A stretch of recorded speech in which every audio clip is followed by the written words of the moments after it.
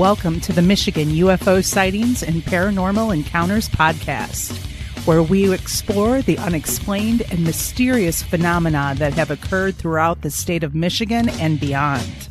From UFO sightings to ghostly encounters, we delve deep into the stories, the evidence, and the theories behind these strange events. We are your hosts. I'm Michelle. And I'm Wayne. We are an educator duo that after an encounter with a triangular UFO in 2018 in Michigan, we decided to investigate UFOs and the paranormal. In this podcast, we will be speaking with eyewitnesses, experts, and researchers to uncover the truth about some of the most intriguing cases of paranormal activity in and around Michigan. Our goal is not to convince anyone of the existence of these phenomena, but rather to provide a platform for discussion and exploration. So, buckle up and join us on this journey down the paranormal rabbit hole. On an escalator.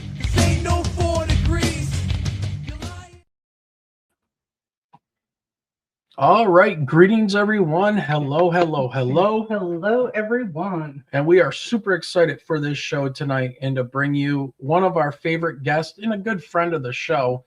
We're going to have Nathaniel Gillis on in just a moment. But remember, we are coming to you live right now from the shadow of the great Motor City, Detroit, Michigan. And it is Sunday, May 17th, 2026. And tonight's show is going to be a wild ride.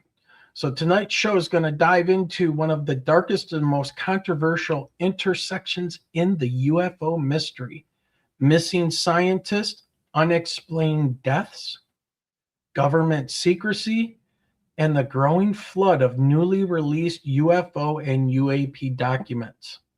For decades, rumors and allegations have circulated around researchers, engineers, military insiders, and scientists connected to advanced propulsion systems, classified aerospace projects, and the UFO phenomenon itself. Some allegedly vanished, others died under mysterious circumstances. And many researchers believe that there may be a pattern the public has never fully examined. Crazy. Take it, Michelle. Yeah, at the same time, governments around the world, especially here in the United States, continue releasing new UAP files, military footage, pilot testimony, and investigative reports. But are we witnessing genuine disclosure or the careful management of a narrative? Tonight, Nathaniel Gillis returns to the show to discuss his latest research, ongoing interviews, the psychological and spiritual dimensions of the phenomena, and how these recent revelations may connect to a much larger and darker picture. Are we finally learning the truth, or are we being guided toward a version of it? Strap in, everybody. If you're new here, make sure to hit that like button, subscribe, and ring that notification bell so you don't miss future broadcasts. Let's jump into this. Nathaniel, welcome back. Thank you for having me. It's great to be here. I always enjoy my time with my friends, and I'm sure we're going to get into some interesting things tonight. Oh, man, do we've got some things to discuss with you, and I'm going to do my best with 2 broken teeth and all. So if I disappear for a minute, I'm trying to get some of the pain to subside. I swear I didn't do it. Yeah, she did not hit me upside the head with anything, so... But Nathaniel, obviously, welcome back. We're very happy to have you on. We love having you on as a guest. We learn a lot from you every time you're on here. And I think our audience also is able to learn a lot from you and a different view on this topic, which I find fascinating, especially with everything that's going on and swirling around right now. But what has your research life looked like since you last appeared way back in October, I think it was, of 2025? I'm still asking the same questions. I've been able to do some research, and I'm still stuck within this framework that we are being manipulated by ceremonial magicians. I'm stuck. And it's not because I didn't want to get out of it, but I do not believe that we're getting full disclosure Not unless, and I just got done doing an episode of Persepolis Night, not unless we're going to be able to talk about the UFO abduction phenomenon.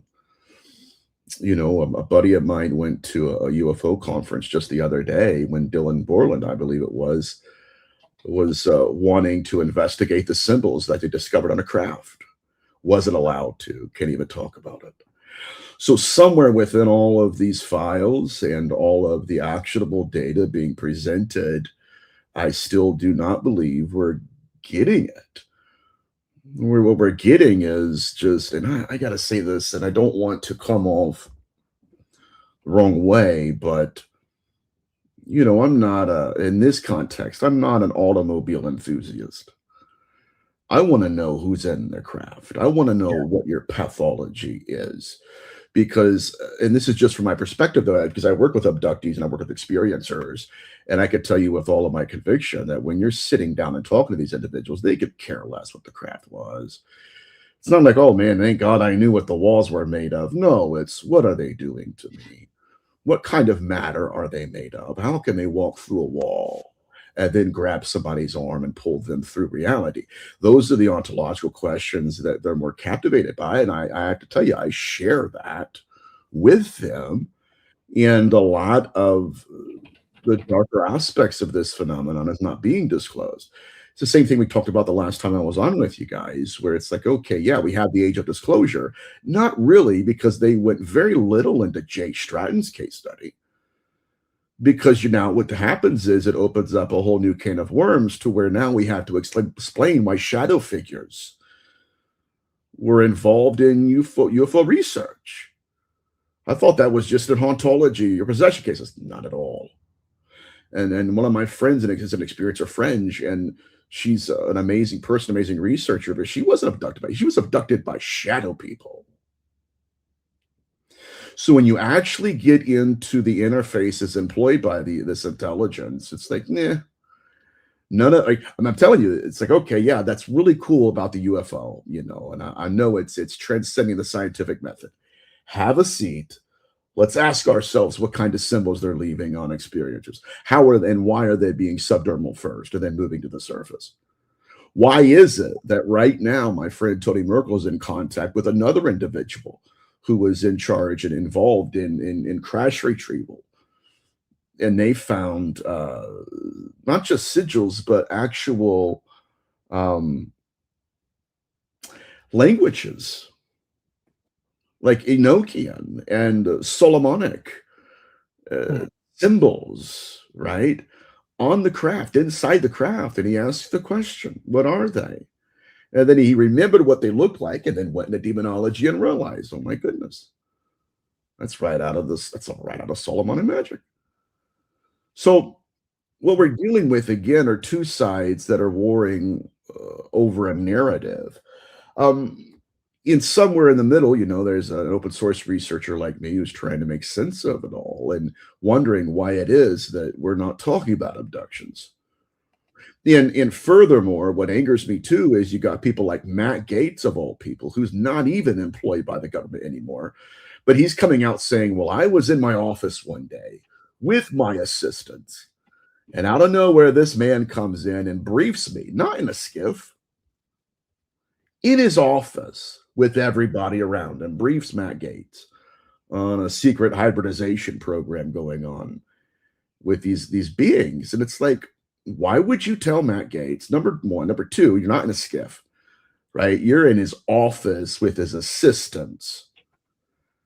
They're not, they don't have a top secret clearance. So what's actually going on? It was almost as if, and this is, unfortunately, this is where I arrived with that. It was like, well, I'm giving you this because it's not really actionable, right? It's not real. I just want you to tell as many people you can about this. And so some of this makes sense to me. Some of the data is not being talked about. And I'm ready for real disclosure. But that comes along with the assumption that our government knows what we're dealing with. Yeah, right. And look, Nathaniel, I got it. I'm just going to jump in here and I'll let you run with it, man. When you just said that, and it triggered in my mind the picture well, it's a video of the star-looking craft. It's a damn flare that is being looked through with an infrared goggle system. You can see the parachute. You can see the smoke. UFOs aren't going to leave smoke trails behind and stuff. I mean, let's be realistic. And that got me thinking, like, okay, I'm actually worried because who in the hell in the Department of War does not know what a flare through infrared vision, goggles or a scope or otherwise, does not know what that looks like and hasn't seen that before. It's perfect lens flare. You can recreate that easily, and they have it listed on there. So now I'm concerned. Are they playing this up and trying to, what's the word I'm looking for, Michelle? Obfuscate what's really going on? I mean, and then we have all these, we have 13. I've done some research, and we've got 13 people that are missing, dead, or took their own lives in some way. And one of those people we are kind of adjacent to, because she mentions Hal Puthoff and Lou Elizondo being evil people, and how they were trying to get into her research and stuff. And those same two people were the ones that contacted Benny and his wife, Benny Foggin, who we've had on the show many times, and took his metal and stripped material off of it. And he had to fight like hell to get it back. And he's never seen a dime, even though they promised him, oh, material sciences, this is going to move the world forward and all of this stuff. And here they are sitting there waiting, and they just, have the army guys show up at their house yelling at them, talking about, well, we're going to classify this. And it's like, well, really? Well, what is it? Well, we're not going to tell you, but it has to be classified, right? And I know I'm throwing a lot at you because I want you to run with this wherever you want to go. But in one of your cases, or maybe it was your mentor, Steve, what's his name? Mira. Yeah. Where there are cases where things were basically being created and moved, correct? It's not the same material, but it's similar. So These things be that. Could the triangle we saw be that? Yes, it could very much be that. And I threw a lot at you, so it's okay, pal. Take it away.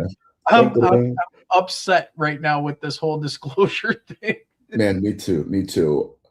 What's weird is not weird. For those of us who are smitten by the unified field theory, we are aware of the many connective tissues in different fields, right? You go into ufology, out of nowhere, there's a connective tissue to hauntology, and then you go to demonology. And thank you, Jason. Good evening. The interconnectivities between these fields, they're not an accident. It seems to be that the phenomenon has diversified itself so that we can compartmentalize it. So once you collapse all of these walls and say, okay, what are we really dealing with? You start to see that whatever this is has the ability to replicate reality, not just to create virtual reality scenarios in the perception of the experiencer where you think you're at a location, you're not, but literally to where it could create objects out of thin air that it just manifested into your local environment. And to my buddy Steve Mira, my mentor Steve Mira's research, he had a case study where a lady had a pet, and the pet had passed away, and so she had it cremated, put it in a little urn, and out of nowhere, that urn goes missing. They couldn't find it. They went looking for it, couldn't find it. And then out of nowhere, she found it again. Like, okay, it's the urn. Everything's good. We found it again. No worries. And the problem was that later on, they went to remodel the house, and they took down one of the walls. And inside one of the walls was the original urn the phenomenon had taken. oops, right? It took it and then replaced it with something that looked absolutely identical to this. So to the urn. So what we're looking at is the phenomenon's ability to replicate objects that would appear to blend into our local environment. And that's a problem for me. I don't like that at all. And I mentioned this in times past where the only reason he knew, right, that it wasn't the original urn is because there were two of them. And so then what he was doing as a parapsychologist is bench testing, like even with the coffee cup, the coffee mug he often talks about, where he was able to bench test it against the original and realize there's an isotopic ratio, there's a difference here, there's a problem with the replica. Now, I can't help myself, but now when I look around in my office here, I'm wondering, like, how much of this, it could be anything that the phenomenon took and then replaced it with something from that dimension or with something that looks the part but is a tether to whatever consciousness or energy or presence that it is or has. I mean, the problem though, and this is where I'm at right now in my research, is there's very little of the phenomenon I'm discovering that consciousness could not be responsible for.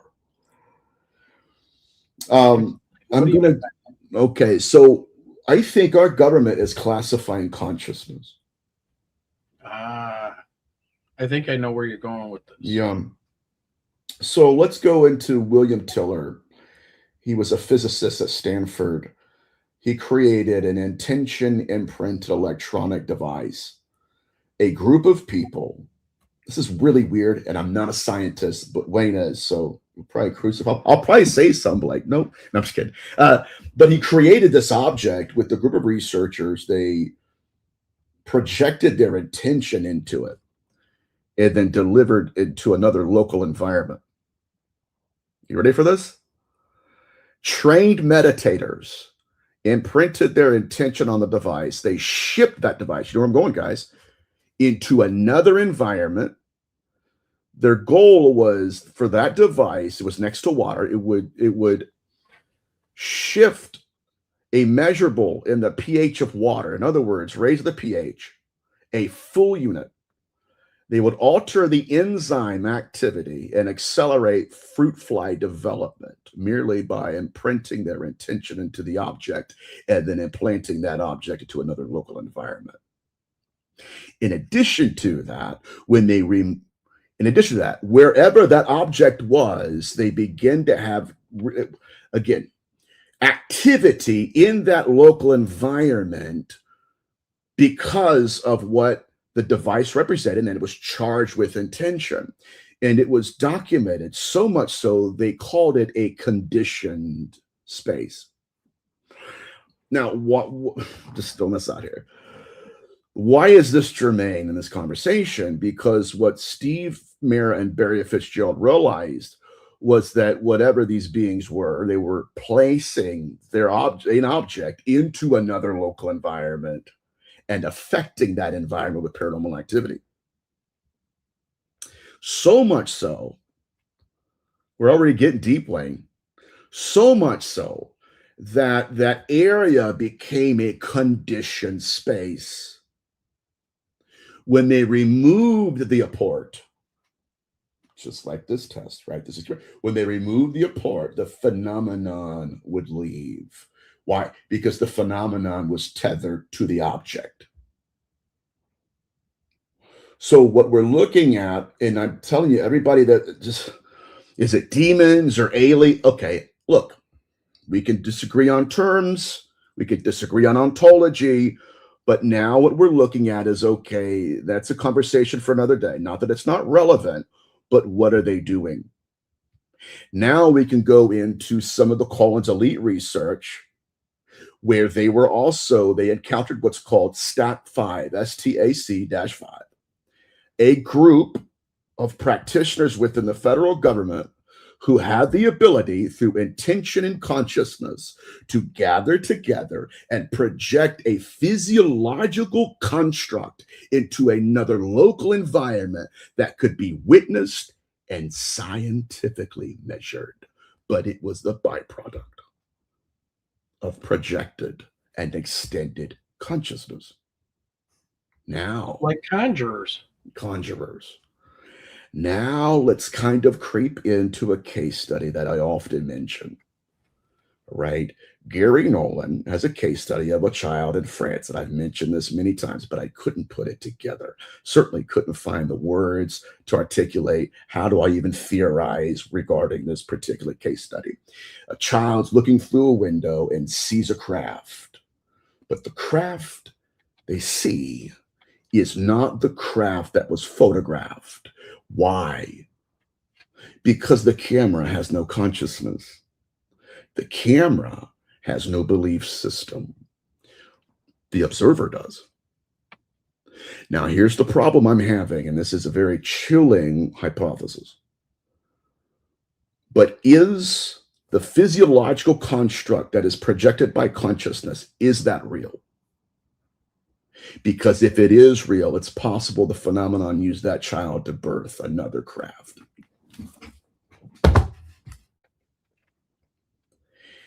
Is it real? Because it's scientifically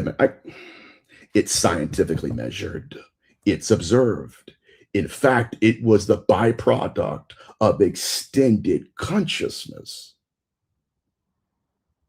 Well, I observed it, right? What if we're observing? Now, again, if you guys want references, now we're getting back to the dead scientist. General McCaslin was working with Peter Levenda and his book, Secret Machines. That whole book, and one of the, actually the whole series is fascinating, but one of the books talks about, you all ready for this? It's going to blow your mind. The theory of Peter Levenda's that a lot of these UAPs are actually the result of ceremonial magicians projecting something from another reality. There we go. And see, what's fascinating is because that's not presented as Collins elite research, by the way, is it? No. It's Secret Machines with the K, Aleister Crowley, right? Because it's not stage magic. It's not stagecraft. In reality, what they're pointing to is necronetics. When in reality, what they're pointing to is our government discovered another life form. What is that life form? It's consciousness. Consciousness. And it has the ability to create and to affect matter. Now, this is a problem, though, because even within mediumship and seances, some theorists, even especially parapsychologists, believed that the apparition itself, now you have, ectoplasm, right? The real stuff, not like cheesecloth, but it's coming out and it's forming something else. One of the theories they presented was that the ectoplasm that created the apparition was actually an extension of the consciousness of the medium. So it's possible that what the phenomenon is doing is abating our gaze, seeking to be seen, to create a conscious connection with us so that something else can come crawling out of our... Oh, man. Now, again, now we're getting into this idea of who's conjuring who. Damn. Dude. Right. Did you happen to see the episode we did where we talked with the gentleman who has Michael Pressinger's work and is forwarding it? He was the guy that came up with the God helmet. That's what the media called it. Mm-hmm. But I can't remember the guest's name. Damn it. But he was studying Pressinger, and him and Pressinger became close friends, and they created this helmet where they could manipulate the magnetic areas of the brain, because him and his friend swear to God that they saw a ghost and had that fear and everything in a crawl space of their house, and it manifested in front of them and everything. Mm-hmm. They were able to recreate that with the God helmet. Yeah. This is what led the Stack 5 here at Wright Air Force Base, 10 minutes from me, to where they realized that consciousness can be hacked. It can be manipulated. And if not by some, right? And originally, it was my consciousness manipulating yours. Let's go into Joe McMonagle's work, and this is going to freak people out. And I'm not trying to, but I'm trying to explain to everybody. And I'm toying with this, what I call the preternatural rendering cycle, where, like, dude, the day of disclosure. Here we go. June 12th. What is it? It's humans somewhere out. They're taking control of other people, dude. They're just technomancers or so. Absolutely. Good Yeah, Lord. but Don Hill. Thank you, Michelle. Thank you. so Joe McMonagle, right? Now, okay, dealing with the projection of intention and consciousness into other environments and affecting the belief system of the individuals witnessing projected consciousness. Now we're getting into Joe McMonagle's work, right? And I mentioned this in times past, and I know, so people could be like, I know that, but with each data point that I come across, it's coming together, and it's like, oh God, I don't want this to be true. But let's look at this for a second. Okay, Joe McMonagle projects his consciousness into another local environment, and it was a prisoner. He was a terrorist, right? So he is in another environment being perceived by that person as an angel, right? And next thing you know, it scares the man so much, he starts to confess everything. The real question, okay, yes, I projected it, but was it you, Joe? Right? Yes, you may have been the substrate. You may have been the vehicle. But, and here's where we're at. Did it look like you when it manifested? And so, and I'm going to... It would depend on who's seeing it. Yeah. Or, well, here's another issue. Okay, I appeal to the observer effect as long as we understand the phenomenon's in control of what we collapse it into. So, you ready for that, Wade? You ready for that conversation? No, I'm not ready for that. Because now it's insanity, because now that's antithetical. Those concepts don't match. The problem is, unless it needs to be observed for it to collapse, but it has the ability to control what it collapses into. Now we're in a video game. Simulation theory. Simulation. The problem is we're realizing that, yes, it needs to be observed to exist, but it doesn't mean that it's not in control of the program. Correct. Those are two different things. But my point, though, is... Holy crap, these are like alien consciousnesses working through the practitioner that's summoning them. Right. Oh, my God, dude. Conjured to be conjured. And by the time they arrived at the ritual, to the ceremony, by the time they projected themselves, by the way, these Stack 5 members projected themselves, right? They had the genius idea, well, we're going to go and we're going to remote view the creatures. What they didn't realize was, no, by the time they begin to remote view them, the creatures were like, thank you for showing up. We're going to follow you back to your household. Why? Because it was a setup, guys. So seeking to be seen, conjure to conjure. And then what the whole program, the whole idea, though, is now that I have you, I'm going to come home with you. Now you're into Dr. Barry Taft's work, where in some old parapsychological dogma, where we had to figure out, okay, was the phenomenon attached to the woman? Dude, or was she the anchor, and now it's next door, it's across the street? Or, as Gary Nolan would say, now it's hacking into the neurology of the entire bloodline. So that experience may be tailored to you now, but it's actually tailored for somebody else down in your bloodline you don't even know will exist yet. And so what that means is, it's exactly what I've been trying to stress.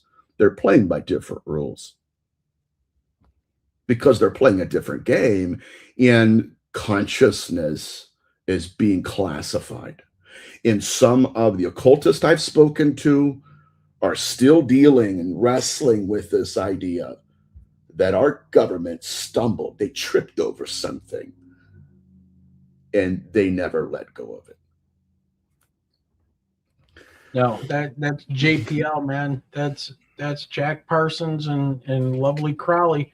And dude, you know how they say they're here and they're interested in our nuclear ambitions and our technology and stuff? Baloney, man. They're here for our consciousness. Yes, I do believe that. Yeah. And, I mean, people say it's man. a soul. It's soul. Okay, that's fine.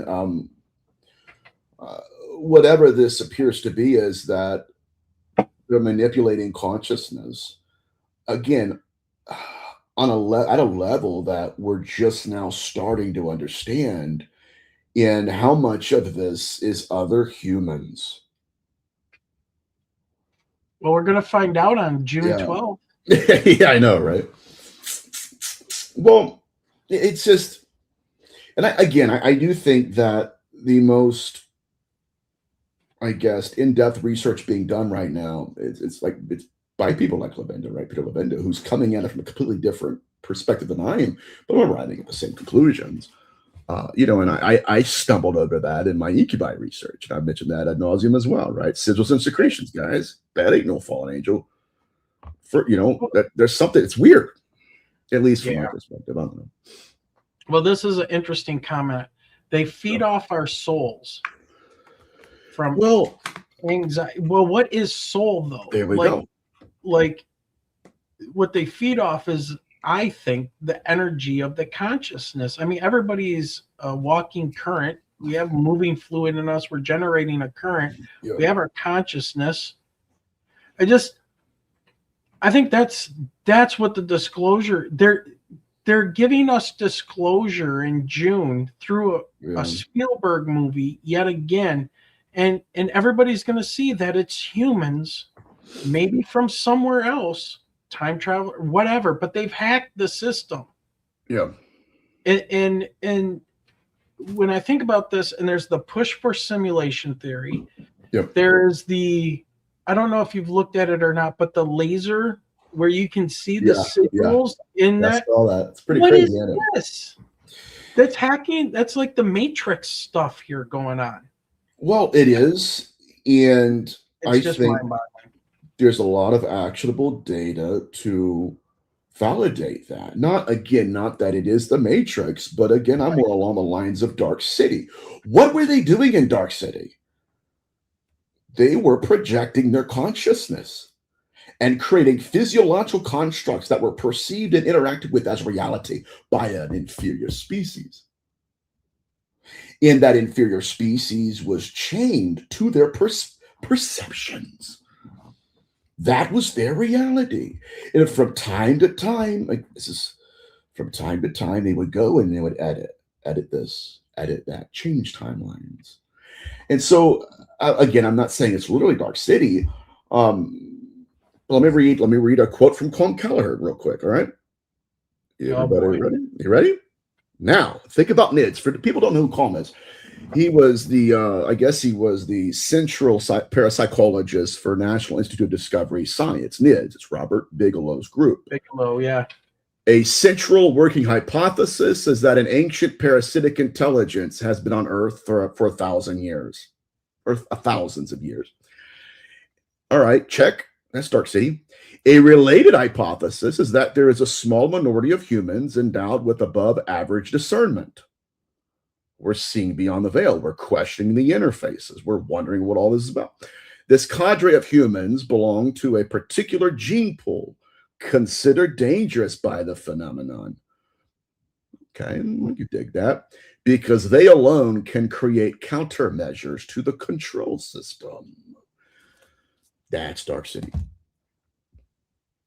And this gets back to one of the theories that Dr. Turner postulated, and that was perhaps, now, again, I don't appeal to the classic evolution, but within this context, Dr. Turner said, what if we were evolving enough to realize, right? Like maybe we're again, it's like a cattle. She postulated like we're cattle. And then what if one of them says, hey, listen, I don't want to be taken anymore. And they later on, they start to create countermeasures for being taken. And then another generation. It's actually being bred into us to evolve enough to push the beasts back into the darkness.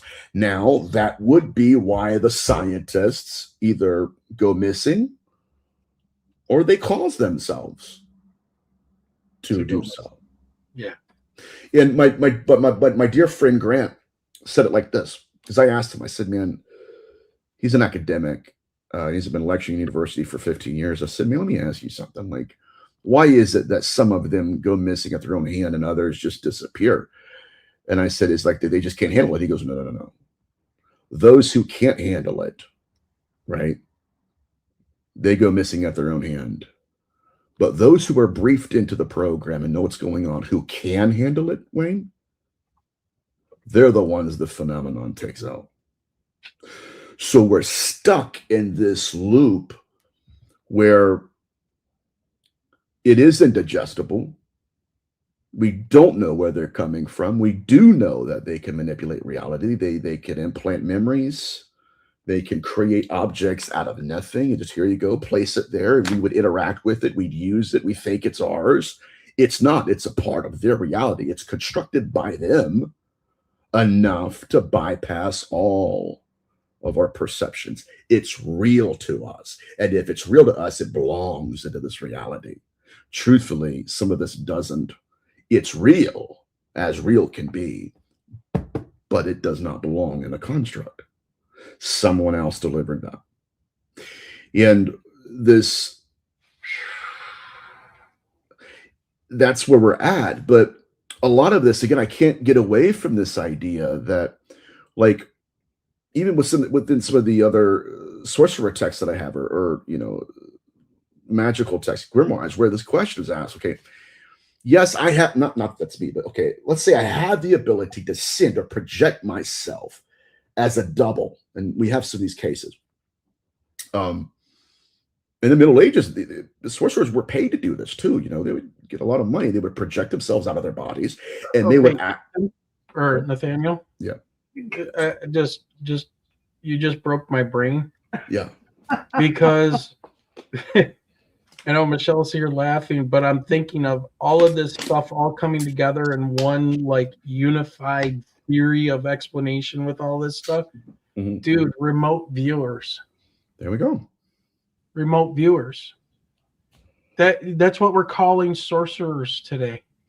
Well, that's Project Stargate. What happened, and it's the same thing again. Oh my God. Let's trash Collins Elite. Let's just say, and I'm telling you, it's a narrative. They're just simpletons. They're, and I'm thinking, no. And they may have began as religious fundamentalists, but they didn't end up that. No, they sure did not. They believe and I have I have the communications. I have the document. They have all the emails, all the conversations between Ray Boucher, the writers is what they're called, and Lemon Howe. But they believe the universe was a hologram. Why? Because they stumbled over something. And whatever that was is the most top secret research we have right now. And there are other researchers like myself and other people that are adjacent that are coming at this from different perspectives and religious traditions. And well, they're religious or they're sacred and this one's secular. And it's like, no. But you're stumbling over the same thing they did. Is that, yes, that they were manipulating consciousness with consciousness. The question I'm getting back to, though, is, okay, if you ask a sorcerer, okay, yeah, I want you to project yourself out of you. At what point does that construct become an extension? That's one stage. And at what point does that construct completely separate from the consciousness that produced it? And it flies off in the sky. That's your golem. That's your golem? Yes. Now, what's interesting about this is that the particular golem lore was placing, and there are other cases, this is going to freak people out. Dude, I'm already freaked out enough as it is, man. You might as well just go crazy. Magic, mysticism, and Hasidism is supernatural and Jewish thought. Now, if you go into their folklore, which I know people are going to say, well, that's just the lore of folk. okay, that's a little bit simplistic. But they have writings. If we just throw this out there in the mix to kind of just mush it all together, where there were deceased people. Oh my God. One was a boy, a young man, maybe about 16. And a sorcerer took a piece of metal and carved the name of God in it, put it in the mouth of the child, okay? And he comes to church. Of course, they didn't have a church then, but anyways, he goes to synagogue and he sits down with the rest of the crowd. The only problem is he doesn't know how to pray. He forgot all of his prayers, didn't know the rituals, didn't know anything. And finally, they asked him, what has happened to you?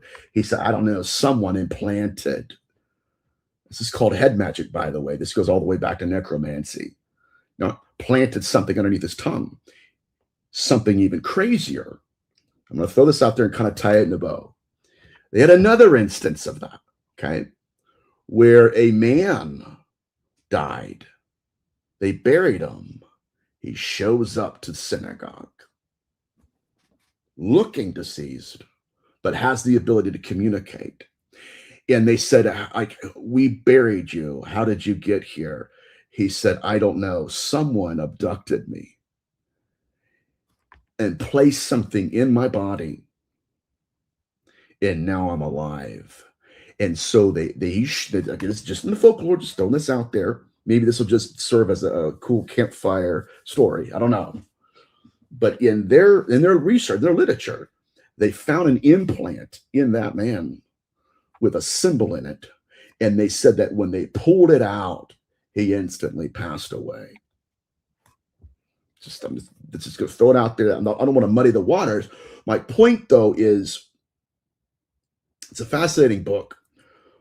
But I think a lot of this has to do with the manipulation of consciousness. And consciousness is being classified. But and I could go anywhere with that. But I wanted to share that story because it was so freaky. It's cool, ain't it? Wild stuff. Yeah, that's mind blown yet again. Mine was born 40 minutes ago. Right, exactly.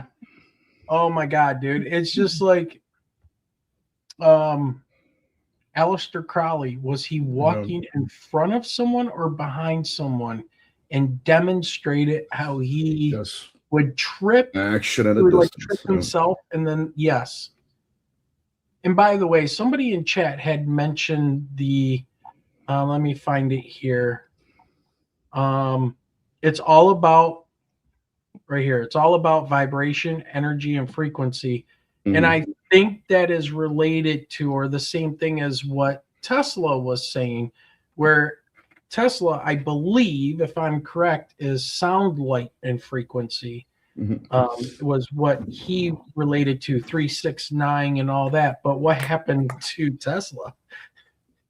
Yeah, I know, man. Guess who showed up and took all of his research and everything? Well, yeah.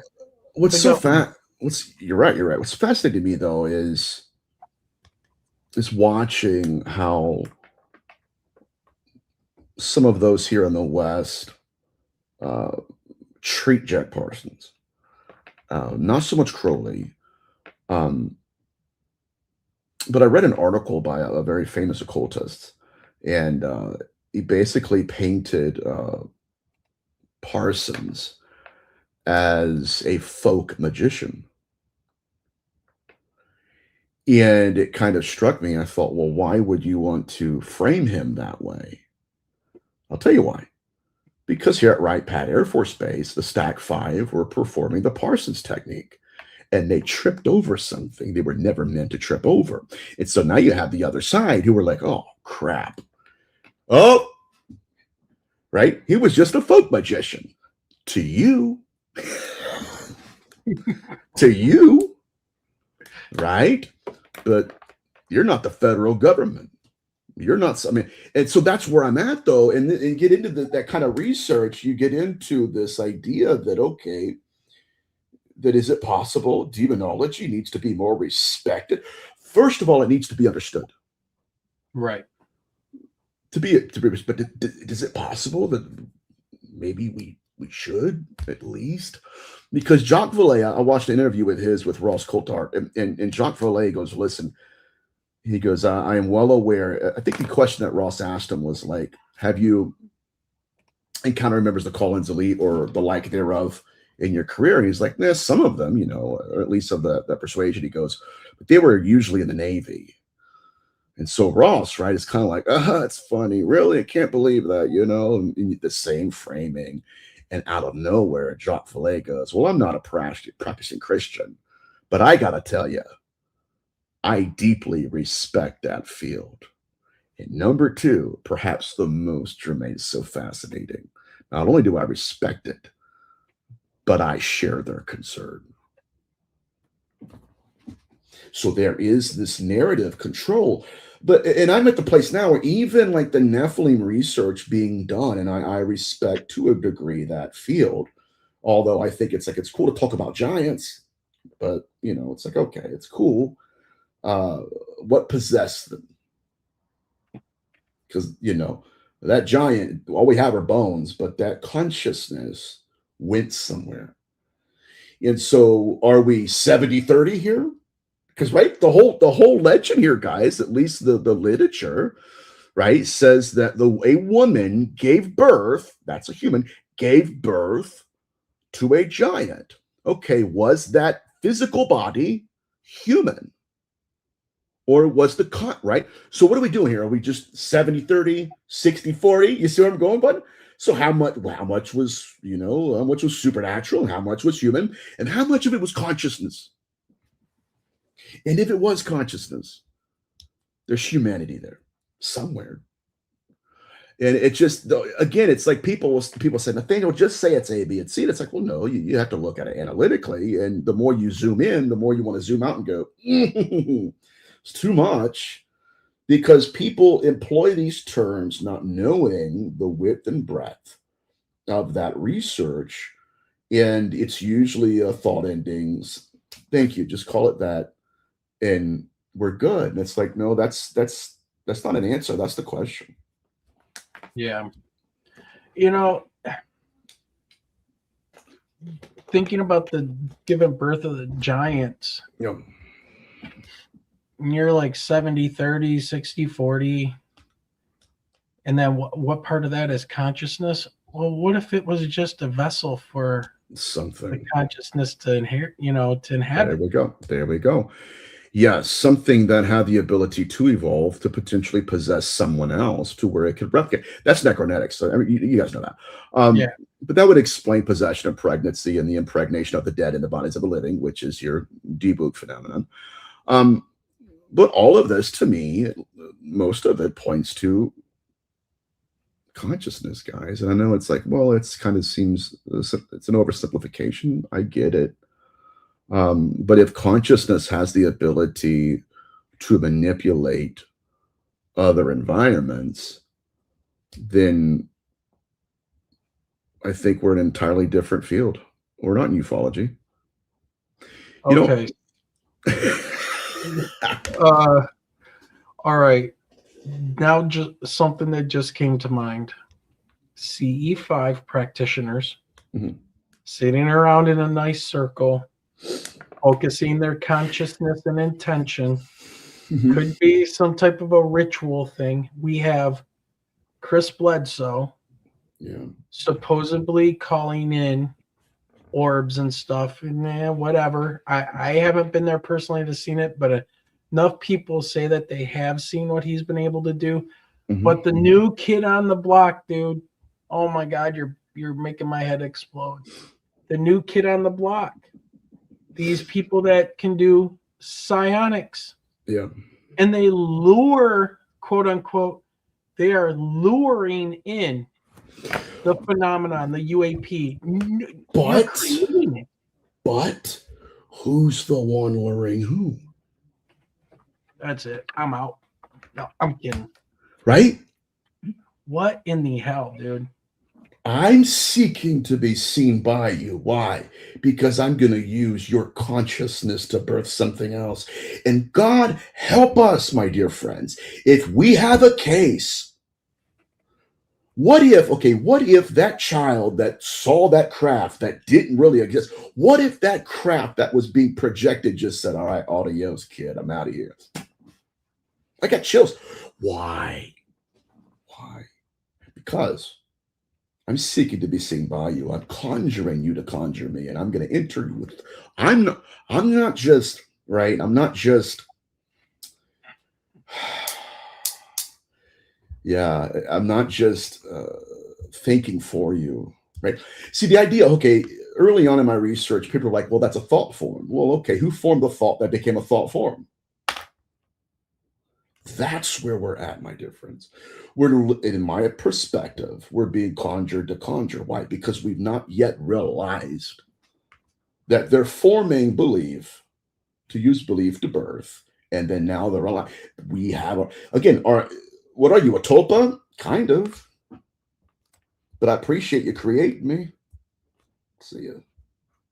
And people, and this is why when you get these researchers and they get kind of caught up in some of the narrative where they're like, well, because you co-create the interface it wears, you are therefore responsible for what the phenomenon does to you. Not true. It's like, well, your intentions determine its intentions with you. Well, I had no intention of creating that construct by observing it. Right? So it controls. So, and I know it's getting kind of convoluted on my part because I'm doing my best to articulate it, but I just don't think that it's being accurately explained, and that we are being hacked by a parasitic presence. That again, I'm stuck on this. Everybody think about this question. It was crazy enough, right, to realize that when this child looked at the craft, it was completely different than what was captured on camera. But nobody sat and asked, okay, are they both real? Oh my God. What makes one more real than the other? Oh, man. Well, okay, so Justin in chat, Justin R says belief, intention, manifestation. Yeah, but whose manifestation? That's the thing. Like, are you so? Yeah. This goes. I'm using you to create me. And how do I do that? I let you see me. So you carry this with you for the rest of your life. Absolutely. And it's always somewhere in the back of your mind that you saw a triangle, you saw a glowing orb, you saw a ghost, you saw something. And when that time is right, that I want to visit you again, you know exactly how to make me appear to you. There we go. Now, again, this explains why I had one incubi case where the lady was in bed and she's getting ready to go to sleep, and this entity comes from her peripheral vision, shows up, and by the time it comes into full frame, it's her husband, and so they have a night, and she's in this stupor.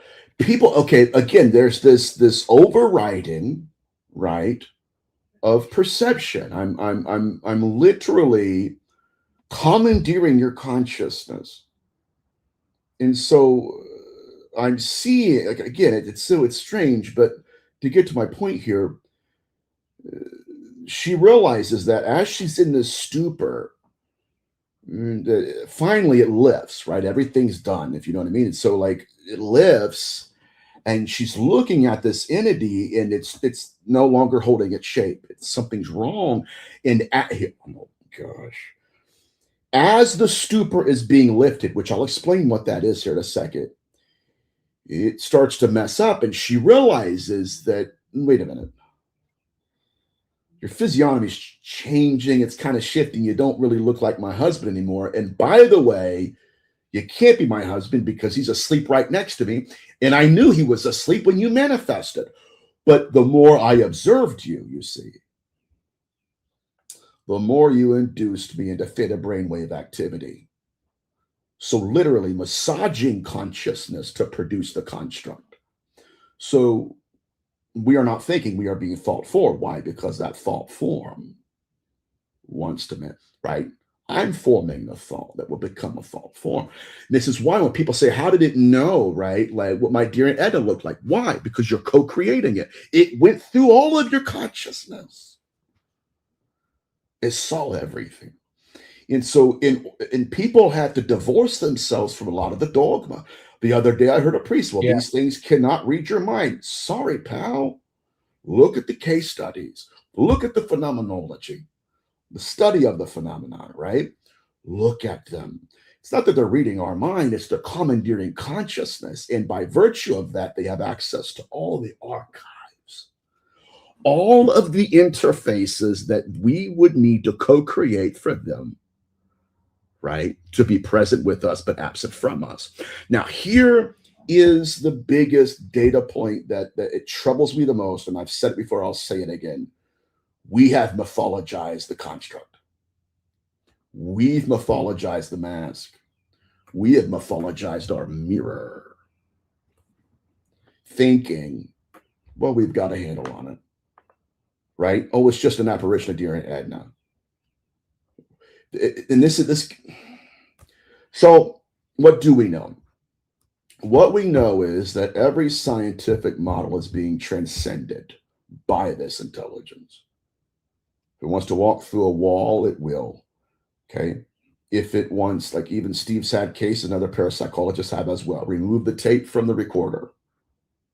Doesn't matter. It will transplace audio on that tape to where you can go play it just like you would if you were pressing record. If it wants to be seen, it'll be right in your vision when you least expect it. Literally, just when you're looking, and you could have looked everywhere else, but it wanted to be seen. Why?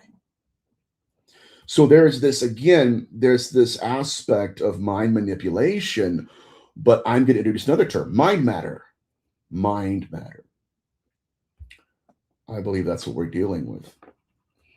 Well, Nathaniel, we've talked about this for a while, you and I and Michelle here watching chat, and we've been discussing this a lot, and I want to let everybody know that there is a playlist that I put together on our channel where they can go back and watch all of our conversations if they're a little bit lost on what we're talking about here right now. Yeah. What people are seeing is about 5 years of interviews coming to points of recognition as we talk through this. And if you're a little bit put off by it or whatever, please go back and watch where we started from. And I think you guys will get a better understanding. And I know it's tough, because it's tough for me to think about sometimes, because for me as a scientist, which means that I am heavily invested in materialism, right? I want a craft. I want nuts and bolts. I want to touch it, seal it, feel it, measure it, fly it. I was waiting for that. Right. But that's kind of the human world that we, this material world that we live in right now. We're definitely sucked into that, being materialist, and then going, oh, well, if I say my prayers, I can go to heaven when I die and stuff like that. But there's something at play here. And the thing that is the something is what we're trying to get to. And I think you're close, man. I think everything is ringing true, because we've been talking about this for years. You have been talking about this for years.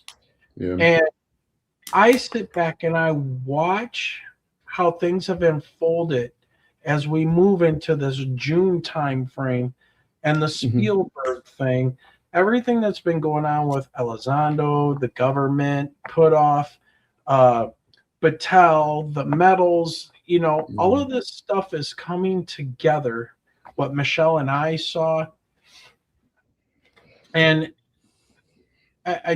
I have to say, as this is playing out, and what I know so far about Disclosure Day on June, is it 6th or 12th, Michelle? It's 12th. It's the 12th. Yeah. Of 2026. Yeah. Spielberg's movie. Yeah, Yeah. it's on the 12th. And you can't help but start to formulate what's going on there. A guy laid back in a chair with a mouth guard on, his eyes change. He's watching this news reporter lady, and then she starts clicking and clucking, and like she can't control herself anymore. And you can see he's got the blood. Dude. So what is disclosure is what is happening with Spielberg and the programming we've been getting since the 40s and the 50s. Yeah. You're exactly right. It's magicians, dude. It's the consciousness. Our consciousness is being molded for this right now. And what is it? Is it a pole shift that's happening? Is there a flux in the magnetic field? Is there more energy coming from the sun? Something is happening. And someone in chat said maybe it's because we're finally waking up or we're evolved. That's Turner's hypothesis. Yes, and I'm not opposed to nuts and bolts craft. There are cases where when they manifest, it has rivets in it and bolts in it that would not even last terrestrial travel. It would last flying in the sky. And it came from another solar system? No. Why? Because it's rendering itself. It's rendering itself. Now, again, is it real? Well, now we got to redefine that. And again, in Wayne's right, everybody, that's why, especially if you're new to my research, I'm ADHD, and you got to go back and watch the foundations that we've laid through these interviews. So I'm not opposed, again, to the nuts and bolts manifestation. Right. Steve and I interviewed Ronnie Vernay in Brazil, and he investigated the Virginia case. And again, people ignore the ritual magic that was performed there. But he said that the witnesses described a mist just appearing. And then from the mist, there's a craft. So what I'm doing is connecting a lot of the, we've got to redefine this stuff. Again, we don't have the words, man. No. That's the language is part of the problem here. Yes, and my buddy Grant talked about that today too. It's not, again, the field that we're stepping into, if it is a field. That's why I created necronetics, because why? It's an extension of consciousness. Anyways, but I had to create new terms because I kept running into linguistic limitations, and I thought, that's too fallible. That's ridiculous. It's not accurate enough, or it's way too specific, and so that's why I created the learning matrix. Why is there a learning matrix? Because they're feeding into a program somehow. When you have an entity that is relying on your belief in its interface in order to keep its shape in front of you, you know what that is. You have to, right? And this is, it's that abductee where the entity is, it's measuring her belief with its eyes, measuring her belief in the image it's inhabiting. And when she thought, I don't believe you are who you appear to be, it glitched. It inspired a scene in the dream to where now it's trying to activate, trying to connect to the learning matrix. What can I learn? How can, and it couldn't do it. And it failed. It left. Not unlike the case study I had behind me in Eros and Evil with Ariel Masters, where witches believed they were being abducted by demons. This is going to throw a loop in everybody's hypothesis. Demons and copulating with corpses on the backside of a mountain, and the frequency glitched out. They were not where they thought they were. Oops, that's the virtual reality scenario that Dr. Turner always talked about. They were not even who they thought they were with in terms of entities. They were being poked and prodded by metallic objects designed to facilitate the senses, right? To inspire them to help, right? Again, I'm going to do this. Why? Because this is actually going to help make you believe you are where you think you are. But when they actually saw it, they were being poked and prodded by technology. So again, it's heavy, it's dense information. I acknowledge that, but It's I think data points. it's data points, my friend. Yeah, and stuff that we can't ignore. And it's not, I admit this is kind of niche. It's not your everyday, like, You're right. like and I'm not. I guess I'm not like saying okay, that's lower. No, I'm saying like it's just, it's not okay. I'm ghost hunting. It's actually asking, okay, but what are they? What are they? They say they're ghosts, right? Of course they do. They've said they're guides. They've said they're extraterrestrial. Yeah. So it's again, it's like these. Yeah. I hate to use the archetype scenario because people say, okay, that's too Jungian. And by the way, archetypes, again, it's only relevant. This is going to blow some minds. If we're in control of the archetypes we're collapsing them into, because the Jungian psychology, we're projecting them, right? But if they're in control of what we collapse them into, it's not Jungian, folks. It's them reading us and saying, yeah. All right, some more data points for you. I'm seeing some great stuff going on in chat here, and I want to bring up a few things. Let's bundle them together, and then let's see where this goes. So we have one person here, Crazy Chad MD, who says, what about my labs and the government abducting people pretending to be aliens? Okay, so we have that. Well, I want to bundle some stuff together and let's see what we can pull out of this. This one sounded very interesting, and it made me think of those people who said they were abducted and they were taught how to fly craft, but with their mind, right? They can fly the craft. They can't help us copy the technology. Why is it we feel we can capture or shoot down the craft with impunity? What deals have been made with whom to take it? There we go. And then we've got Nazis being brought into the conversation. So we have the Nazis had their occult ideology, and it seems the United States got their tech from Operation Paperclip. Yeah, go figure with that. And I think what's becoming the religion, though, I think the new religion is basically, do you believe that these are extraterrestrial intelligences visiting from other planets with their craft? Or do you think it's some kind of a non-human intelligence that might be something akin to a demon or a right? So again, this whole demonization aspect of it. There were two theological arguments that scholars bickered over throughout millennia. And that was the idea that evil people become demons at the moment of death. Here's a question for you. How long do you have to be out of your body before you are formerly human? I don't know.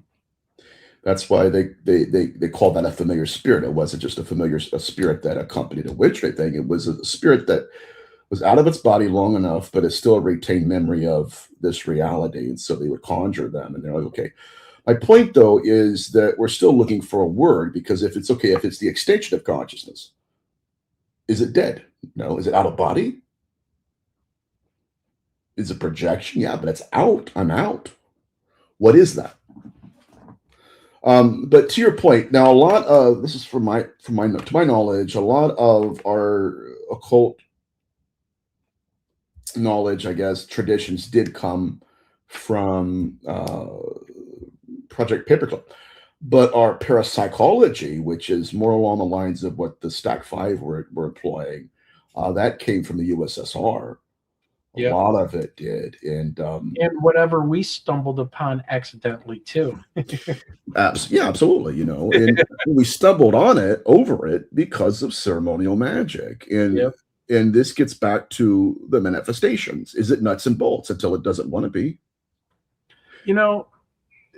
Oh my God, Nathaniel, dude, it all of this stuff is starting to make sense. You listen to all the, like, when I was younger, I would hear, and by younger I mean by 30 years ago, so in my 20s, okay. Mm-hmm. Every once in a while I'd hear some of these beginning conspiracy theorists and all of this stuff talking about the layout of Washington D.C. Mm-hmm. and why do we have these, obelisks and all of this stuff from ancient past, and why is it set up as a pentagram? Why do we use Apollo and Challenger and Atlantis and all of these names and sigils on spacecraft and stuff? Mm-hmm. And it's just dawning on me, like, because it's all been set up to hack consciousness. Again, what does the sigil do? Okay, remember the intention imprinted electronic device? Yes, yeah. These sigils are designed to be imprinted with intention. So what we're looking at, again, is this it's mind matter. That's what they figured out, man. That's the technology. And yes, this is why you have people like Bledsoe. Again, now, I'm not denying the fact that it can be material. I'm not saying that at all. What I am suggesting, though, is that people ought to read John Keel, his paraphysical model, or even go read Bud Hopkins when Bud Hopkins was asked. Again, we're dealing with materialist paradigms here, right? Are they physical? Some of the time. And what we're doing, and we don't understand it, but we're trying to grasp at it. Can I just, right? Wayne, can I make it understood, right?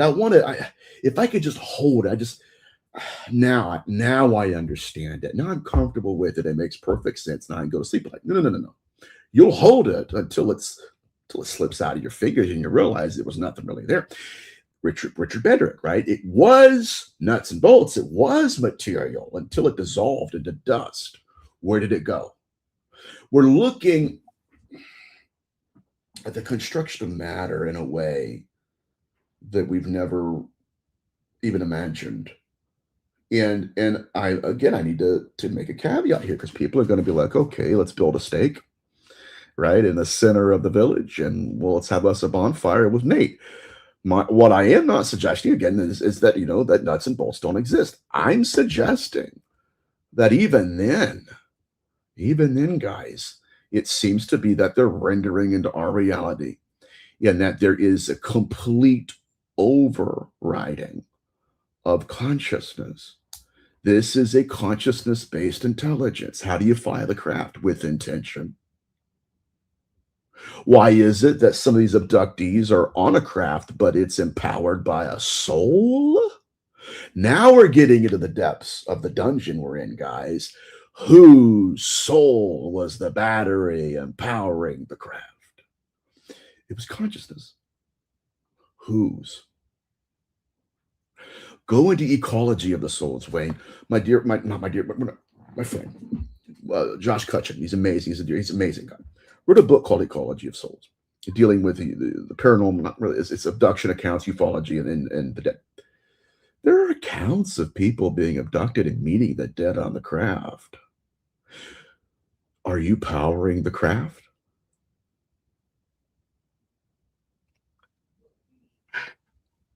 Oh man, this again. Are you creating the craft for these things? There we go. Are you holding it together? Are you holding? Now, here's the question. Do you believe? Oh, it's too deep, guys. There was a paper floated around in the 50s in our federal government. And this is probably, maybe, why it is that some people in our government, they do not want disclosure from coming out. And this will kind of frame it in a way that it's weird. I mean, it's all of this is kind of freaky. I get it. But the paper said that we believe they are operating off of another form of physics where the more we believe in them, not the mask, them. Now, this is the more they are able to manifest into this reality. Why? Because belief requires a conscious connection. It requires, right? And so it's, again, it seeks to be seen. Now what we're looking at is this, and I had a conversation years ago with Barry Fitzgerald about this, where we have to understand that even though that has data points that may be true, what if the reason it creates the interface is so that we will believe in the person wearing it? Maybe it's a little bit deeper and darker than that, right? Or again, you have that entity. I want you to believe in me. Why? Because if you believe in my interface, you're empowering me in this dimension.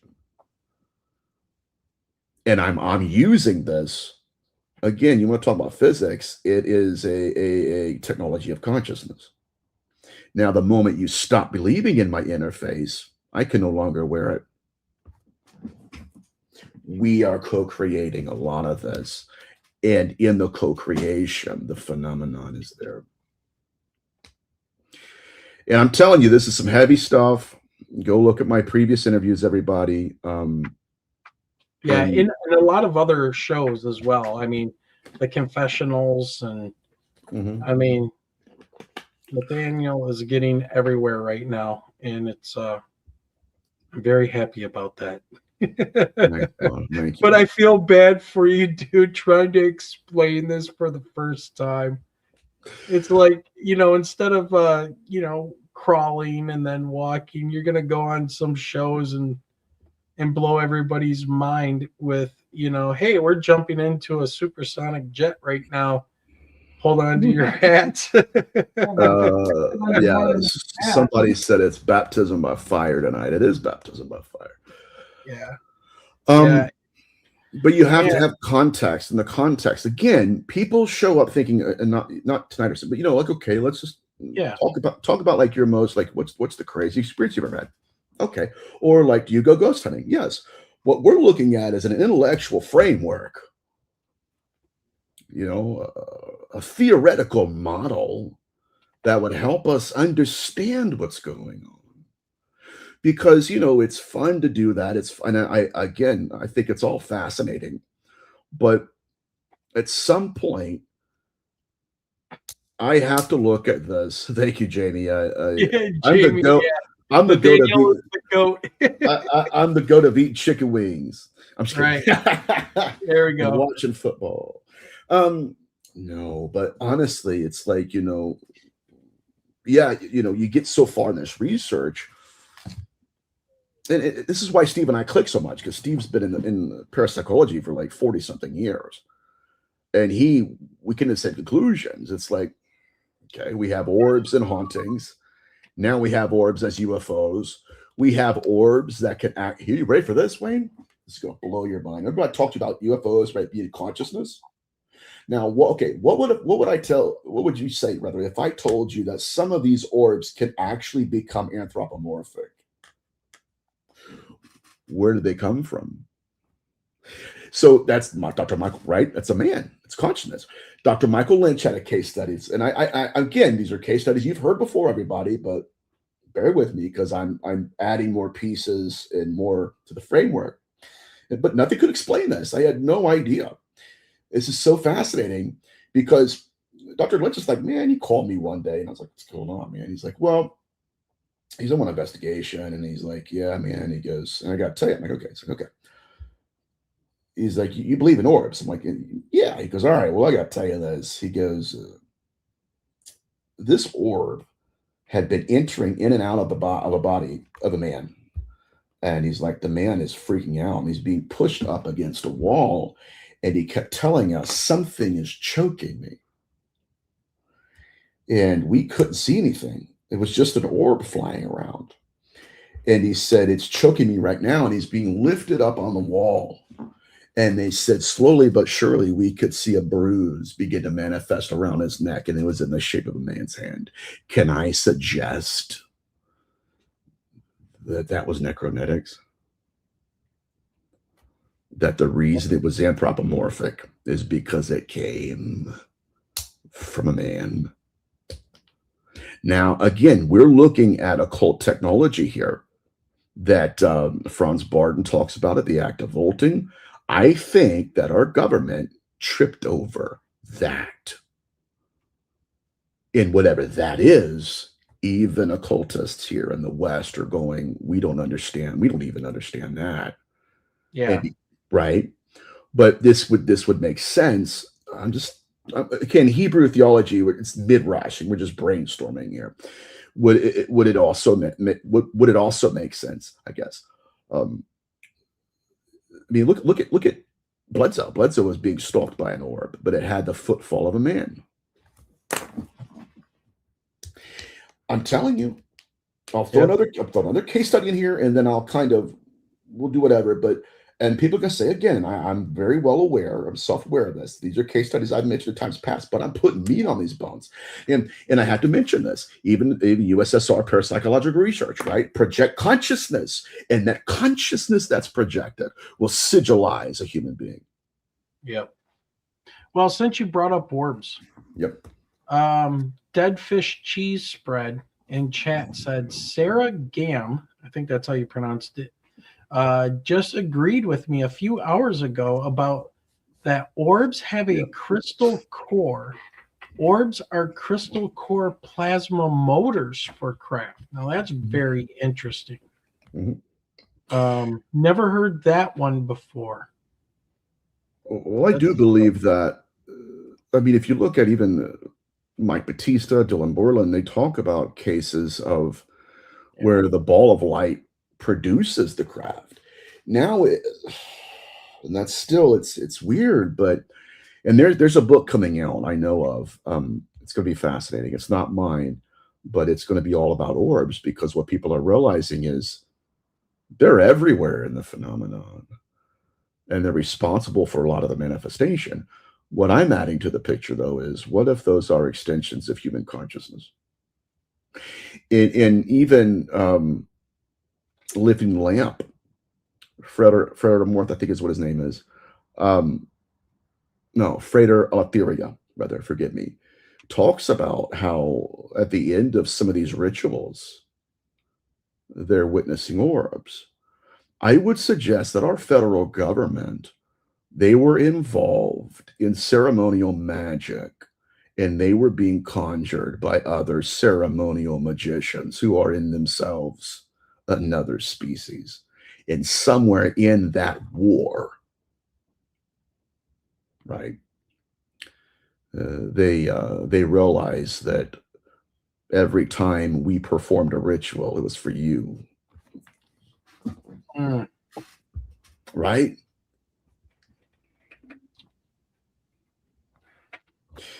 Anyways, man, it's all crazy, and I know, man, people are gonna be like, "Well, Nathaniel, I believe this, and I believe that," and that's fine. Well, Jamie says something here, which is another huge data point. This is big with all the cryptozoology people. Ghost, UFO, Bigfoot, all have cases of orbs in proximity, or UFOs. Somebody sees a Bigfoot, it's running through the woods, it jumps, it disappears, no more tracks.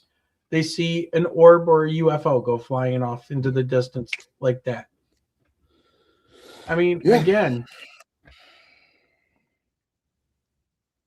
they're everywhere. That's a fascinating comment. Yeah. But now what we're seeing now, this is probably one of the more important data points, is that we were not prepared for an intelligence that has the ability to provide secondary manifestations. Right? Give me the apparition, I'll study the apparition. That's all I want to know. Okay. Give me the UFO. That's all I want to know. But what if what we're seeing are secondary manifestations? Something came from this. It didn't just arrive. It came from this. The observer, right, in France. Right. That came, but I had to look at this to produce this. Which one of you? Guys, If you catch anything in this interview, catch this.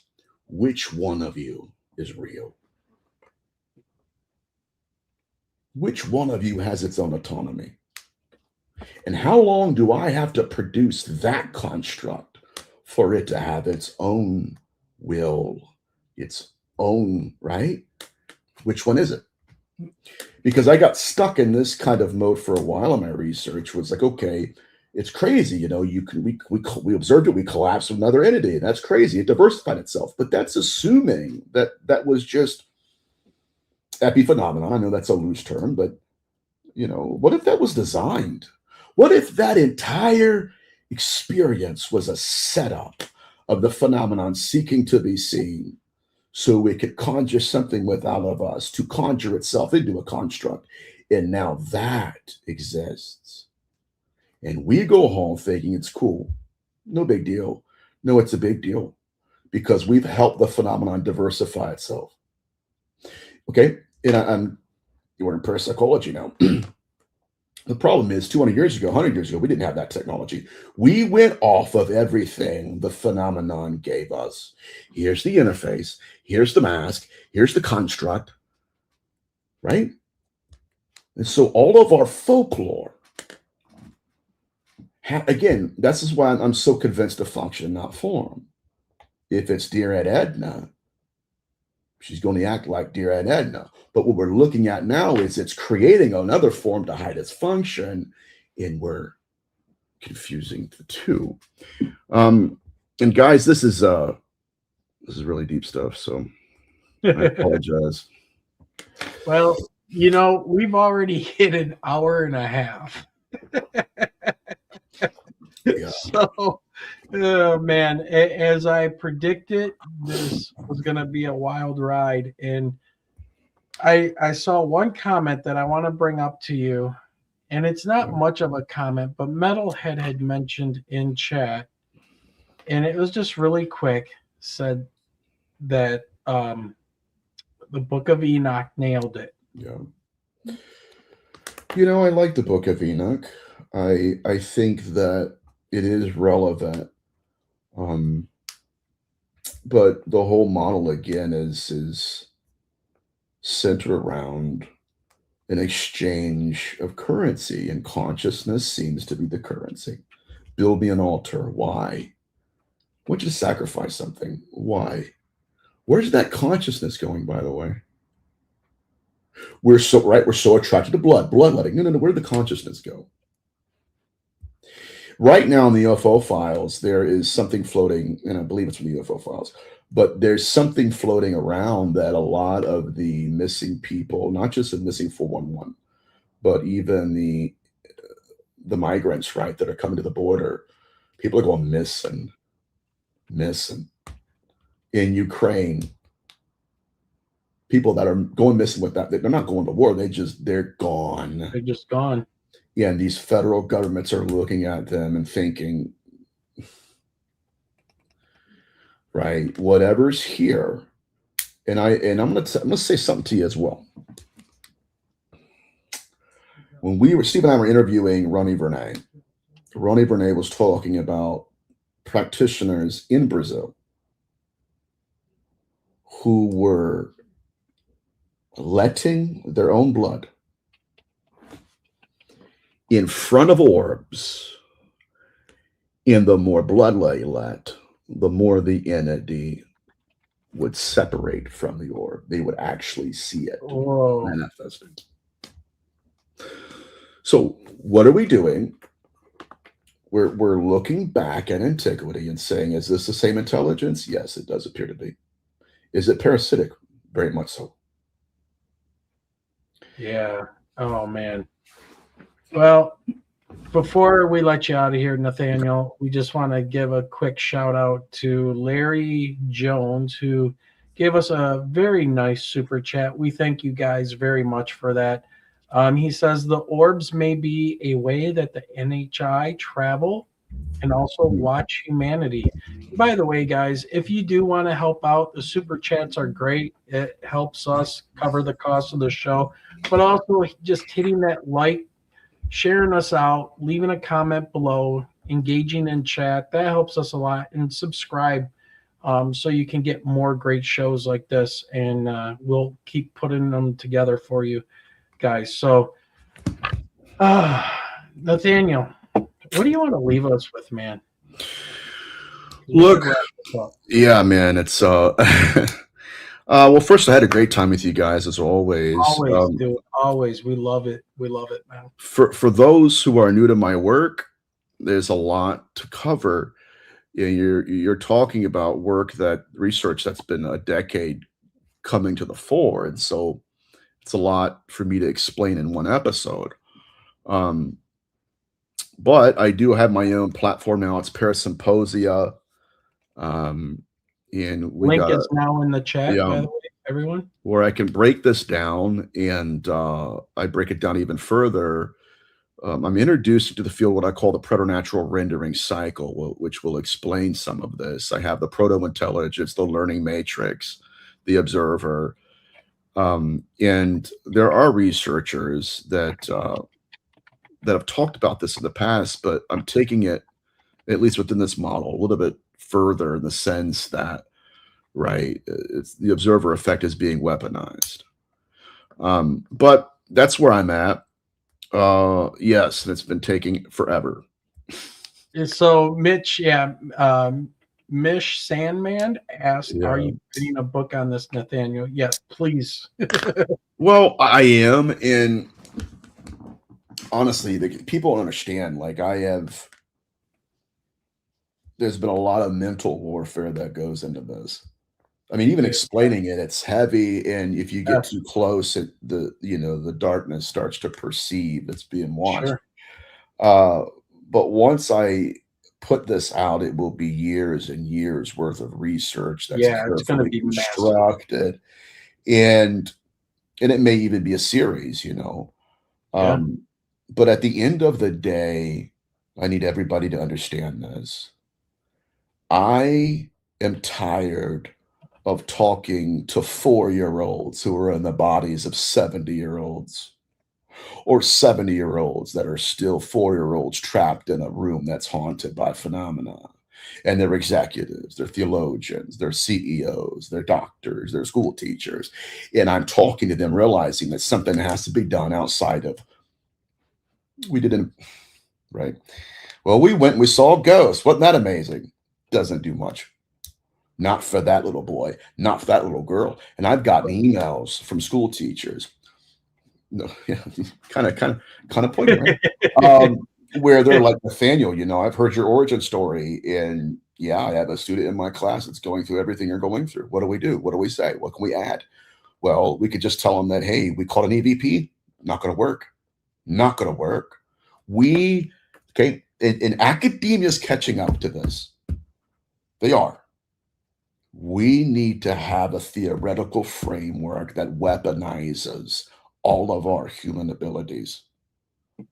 We have to understand this. And I agree. So people say, well, you'll never be able to. I don't care. Give me the right questions. Or how about this? At least let me ask them. Right. And that's all we're doing. Well, before you take off, there's one chat here I want to put up, and it's from Horace Wings 000, and he says, "You're doing great, man. I saw you on Polarity, and it was a lot of information to cover, but this is what I like. But people are still on the topics you presented. Well done with your research." And here's the thing. I think that your research is amazing, and I am certain you're going to be talked to on more and more stuff here about your research as we get closer and closer into this. So I don't know if you want to talk about anything you got coming up yet, or if it's still under wraps. Not yet. Just doing Parasymposia for now. Okay. Yeah, I'll be doing a big podcast here in June, and once we get closer, I'll be able to announce that. Awesome. But yeah, I'm thrilled to be here with you guys. because of my passion and my ADHD, I just rattled on and so it went by really fast, unfortunately. But you guys are the best. You guys know that. You guys know that. And so thank you for having me on. Yeah, absolutely, man. And I'll tell you what, we'll get you back on in a couple months after this summer cycle of things happens, and let's see where you're at and any new light bulbs go on and stuff, because I'm extremely interested in your research. I mean, if you haven't been able to tell with how many times you come on here. Yeah. I think you're onto something. I think it's major, and I think they're performing two types of disclosure, man. One disclosure is, here's nuts and bolts, look at these videos, blah, blah, blah, blah, blah. Oh, listen to these stories and stuff. And then there's the other disclosure, which we're seeing the propagandizement in the Hollywood. That's been going on for a while. But this one there's something about the Spielberg one with the whole cardinal references, the antlers and the deer references, and the consciousness references. And I think he's onto something, or he knows something, or somebody's put him up to it. And I think that's the one to watch. You realize it's going to be hard to keep him quiet during the film. Oh, it's going to be bad. I'm going to need a private What it's about, though. Usually he falls asleep during movies. Yep. This one, yeah. All right, Nathaniel. Follow it up with Dark City, the extended. There you go. Extended edition. There you go. All right, awesome. All right, Nathaniel, it's been great having you. Everybody get over to parasymposia.com. Right? Yep. Yes, and that's it. And links are in the description and everything. So thank you, Nathaniel, one more time, and have a great night, man. You too, guys. Have a good one. Take care, Nathaniel. All right, Michelle. I'm waiting for you to throw your hands back on your head. What an awesome experience. And again, one more thank you to our super chatter tonight. That was Larry. Yes, thank you, Larry. Yes, Larry, thank you very much. And you say you're from up in Traverse City. So yeah, we're very familiar with Traverse City. You love it up there. Beautiful area of the country. So tonight's discussion, here we go. It reminds us that the UFO mystery may be far deeper than lights in the sky. Oh my God, isn't that the truth? It touches science, government secrecy, human consciousness, and perhaps realities we still barely understand. Whether these newly released files represent true disclosure or something more carefully managed remains to be unseen. They're messing with our mind. Yeah, but one thing is certain. The conversation is no longer staying hidden in the shadows, folks. A huge thank you to Nathaniel Gillis for joining us tonight. And thank all of you for spending part of your evening with us here in the shadow of the great Motor City. Yep. If you enjoyed tonight's live stream, make sure to like, subscribe, and share the broadcast. And until next time, you guys know what to do. Keep those eyes to that. Michelle? OSKY Sky. Sky. Take care, everyone. Have a great night and a great weekend, or a great week. Yes. Have a great week, everyone. Good night.